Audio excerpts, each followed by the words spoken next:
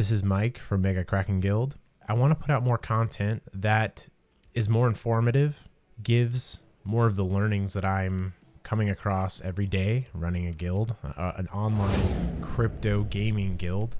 Okay, it's pretty weird and new, and I'm no expert at it, but I feel like little by little I'm becoming one. Today I'm going to talk about the scaling issue with paying my scholars, with claiming the SLP that they've generated, paying them their cut, and then sending the rest of it to the MKG overall fund so we can eventually convert that to wrapped ETH and buy more Axies with it to bring on more scholars. And actually what we've been doing lately is we're looking into other games. So we're amassing a little bit amount of funds so we can break into another game and give my scholars another game to play. And the idea of doing this, it goes to the scaling problem. Again, if I have 80 scholars playing 3 games, that's a lot easier to manage than 240 scholars playing 1 game. So I'm trying to add more games so the amount of people doesn't need to increase at such an alarming rate.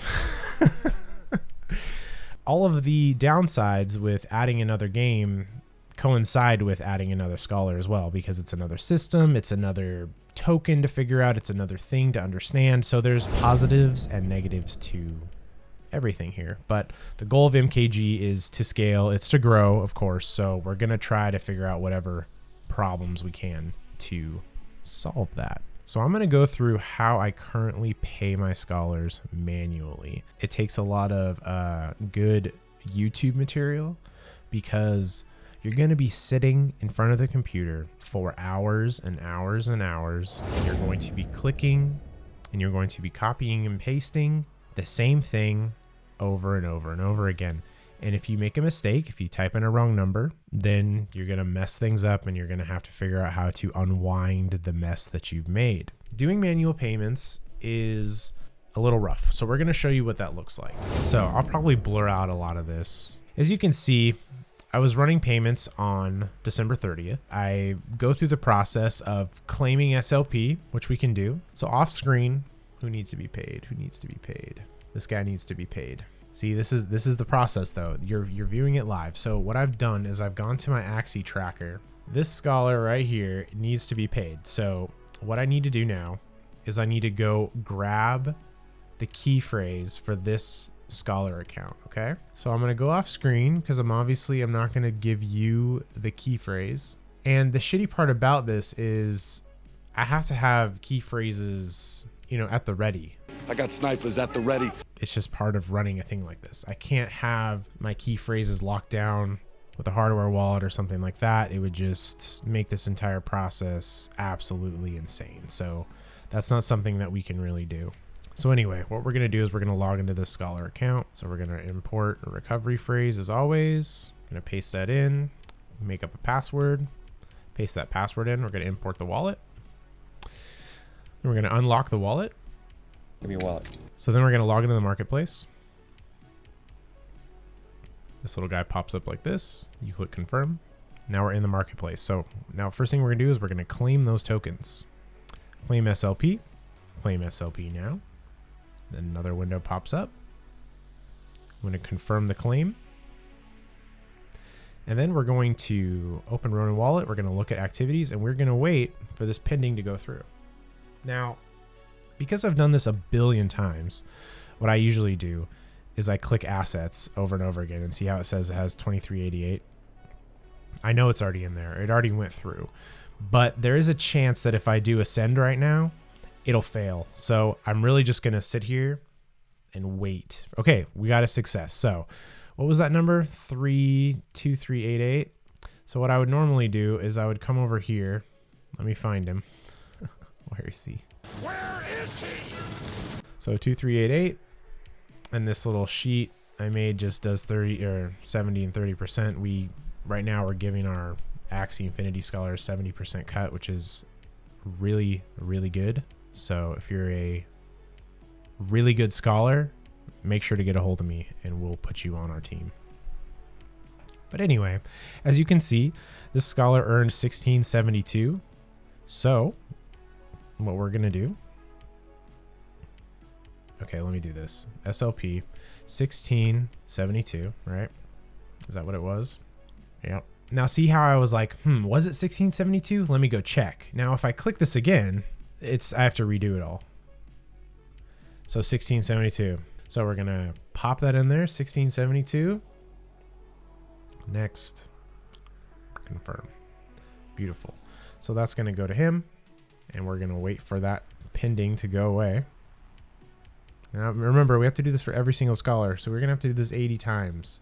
If the Axie gods are smiling upon us, then this goes really smoothly. Every single time I click claim, success. Send the first one, success. Send the guild cut. I thought it was a great success. Success. That's ideal. Now, if Ronin is having issues, if the marketplace is down, if it's slow, if there's a lot of traffic, if there's an update coming out, if there's maintenance going on, it's not gonna work.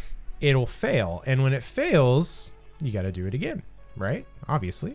I'm not in a lot of control here. I really feel out of control, which is rough. And now we're doing the guild cut now. Confirm. Okay, so now we're going to wait for the guild cut. This process, it has positives, okay? The positives are I'm in control.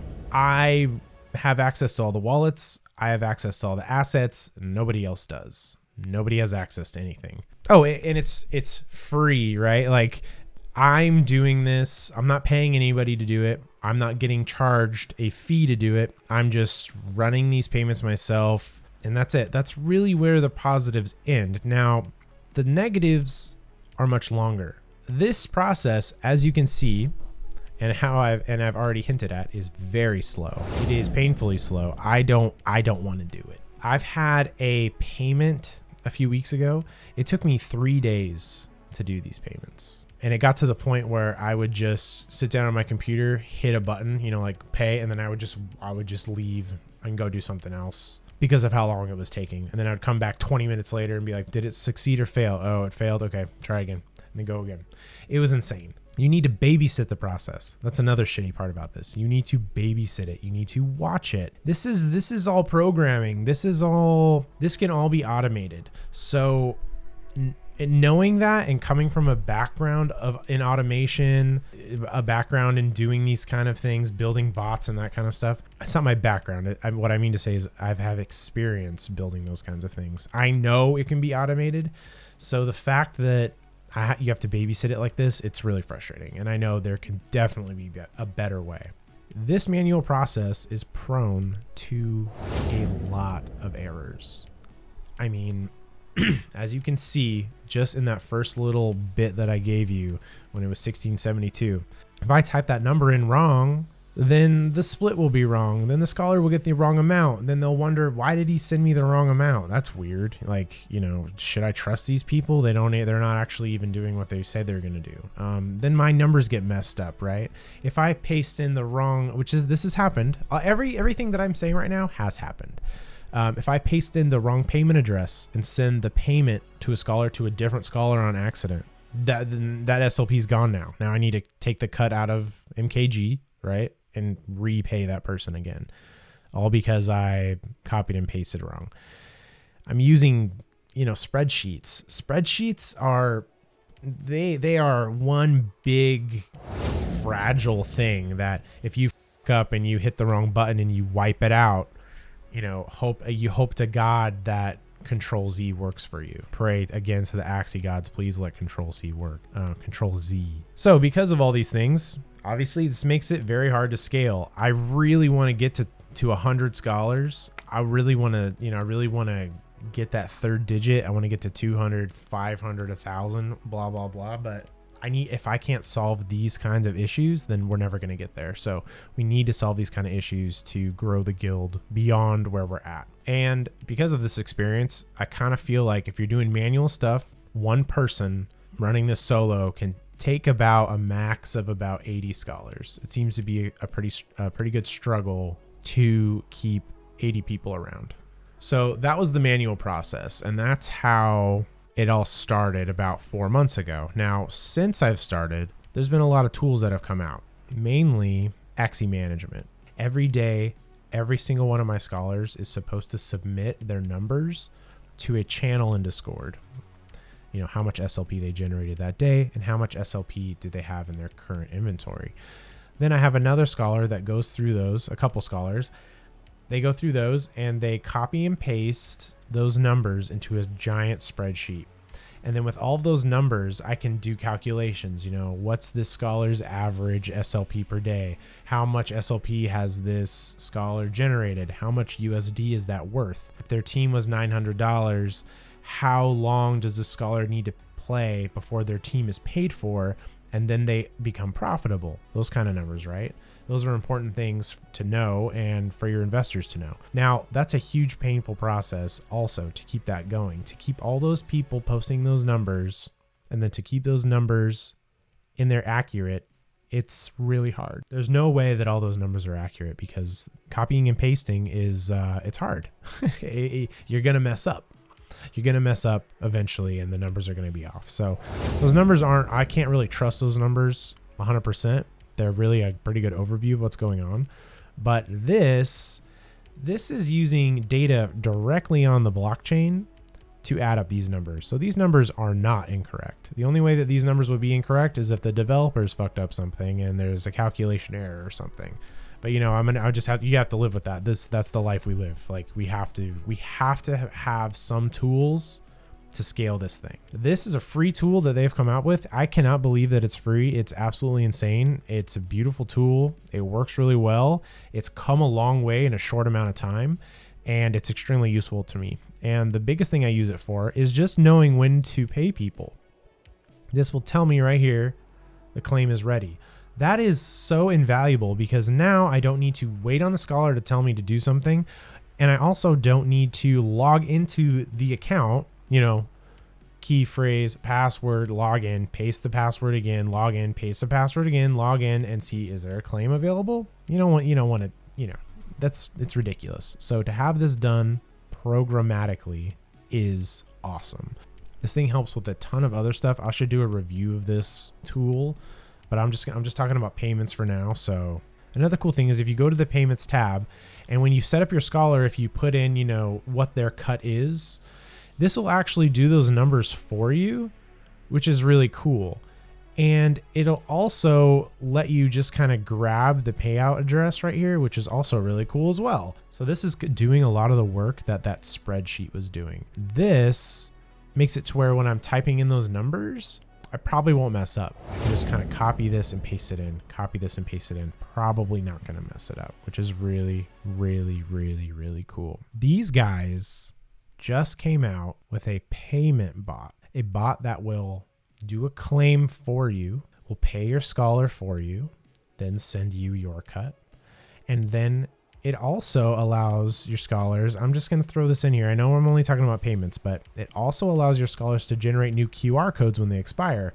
So that's a whole other part of this, the onboarding that I'm not getting into at all. That's a hard to manage and a mess to keep track of is onboarding.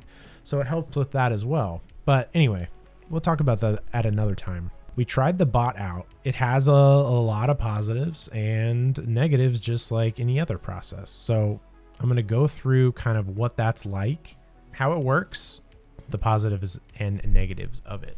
The upsides of the bot, it eliminates hours of work, hours and hours and hours and hours and hours, dozens of hours of work. It allows scholars to claim the SLP themselves and then initiate the payment process themselves. They no longer need to wait on me at all. When I would onboard scholars, I would try to do them in chunks. So when I had to do payments, I could do them in chunks because I don't want to do payments every day. I want to do chunks of payments so I can just get it out of the way. I don't want to be logging in every day because a scholar their payment just happened to fall on that day, right? So with this, I can onboard a scholar at any time. It doesn't matter when they start and it doesn't matter when their claim time is because they are in charge of all of it. They go into Discord and they just type /pay and it just does it. For how good it is and how much I love it and how excited I was. And I stayed up all night on New Year's setting it up because I was so excited. I know of the risks. I don't know if I can continue using it. And this is why it's so risky. You need to provide the private keys of your scholar accounts into the bot for it to work. It needs the private key to go in to log in to claim. It needs the private key to send payments out. And that totally makes sense. Of course it does. Of course it needs access to the wallet, ownership access to the wallet to do things with it. And that makes sense. Of course it does. That sucks because it keeps me up at night. If something gets hacked with this bot, someone's probably building a bot right now to hack this bot. And when they do hack it, you know, all those Axies will be instantly transferred off of those accounts to somewhere else and they'll be gone. The second part of it really sucking is it takes a 3% processing fee. So 3% of all SLP that you make, that's the payment for the bot. 3%. It's a lot. It's a big number. It cuts into a lot of things. We'll have less SLP to swap to wrapped ETH to buy more Axies, which goes directly against the scaling goal of MKG. Basically, if that's something that you want to use, then you know the pros and cons. We've tried it. It works really well. About 85% of your scholars will just figure out how to use it and they'll be like, this is awesome, and they'll figure it out. The other 15% of them are going to have no fucking clue how to use it. They're going to have no idea how to enter bot commands into Discord. It's going to be like another language to them and they're going to be freaking out and they're going to need to be, their hands are going to need to be held throughout the whole process. That's just kind of how it's going to be though. Make sure to watch out for that because that is a big part of it. What we did is I had those people talk to scholars that did figure it out and just kind of community, you know, problem solved it that way, and that worked, but it's still been a very large issue. So with that said, what we're going to do is we're going to move back to manual while we try to figure out a way to do this ourselves. I'm confident that I can either build a bot myself that can do this, so I can just have it run in a virtual machine in a window and it can go through the browser and do the payments. Or I'm also going to talk to some developers at our other company and see if they have any availability to help me build something like that. Because if I can build it myself, then I don't need to pay 3% and I don't need to give my keys to anybody. And that would solve all of our problems. And then we can scale. We don't have all this risk. That would be absolutely ideal. I think there's probably about 3 or 4 different ways that we can bot this ourselves. So I'm going to see what my options are. I'm going to see if I can get some help first. And if not, we'll see what happens. And so I'll come back with another video to tell you what happened with that. Thanks for watching the video.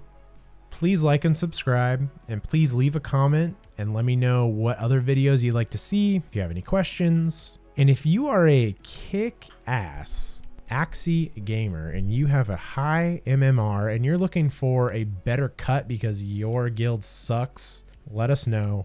We'll see if we can get you on. We have a long list of people that are trying to get in right now, but if you can prove to us that you're a really good player, you're gonna be at the top of the list. We'll have more learning videos coming out soon.